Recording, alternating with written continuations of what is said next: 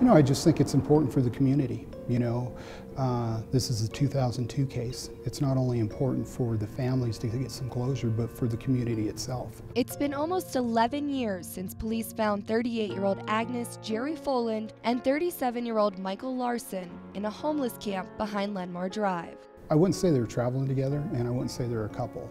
They were together. Police were following up on a trespassing complaint, but instead stumbled upon a bloody murder scene.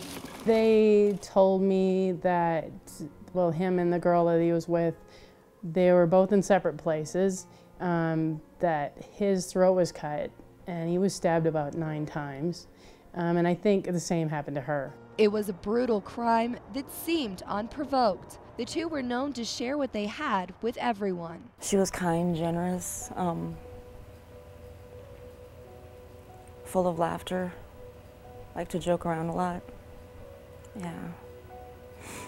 Loved her family. He had a really big heart, and I don't think he would have hurt anybody. Well, I think that everyone's a suspect.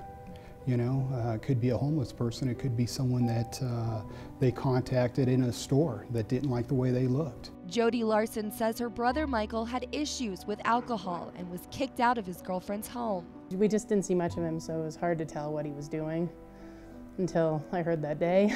So any kind of like... Carolyn says her sister JERRI had also fallen into some hard times. You're always playing the what if game. What if this had never happened? You know?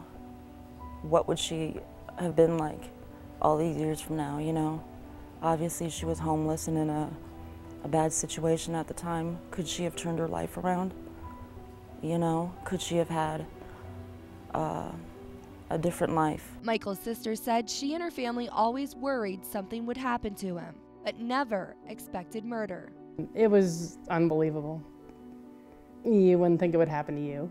I honestly think the worst thing has been not knowing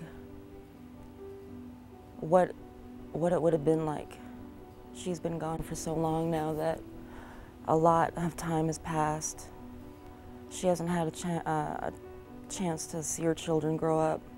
She doesn't even know that she has a grandchild. Police questioned other transients in the area, but no arrests were ever made. I just want somebody to come forward with some information. Carolyn says despite having more than a decade to heal, it hasn't gotten any easier, knowing that the killer is still on the loose. Every time I go anywhere, I'm always thinking to myself, is that the person? Could that have been somebody who did it? Is that somebody who knows, you know, any kind of information?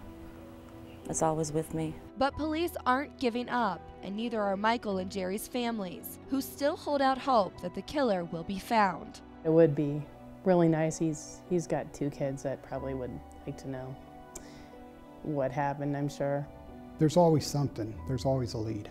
To some, JERRI and Michael are victims, but to others, they are a brother, a sister, a parent, and a friend. I just want people to know that no matter what, she was a person.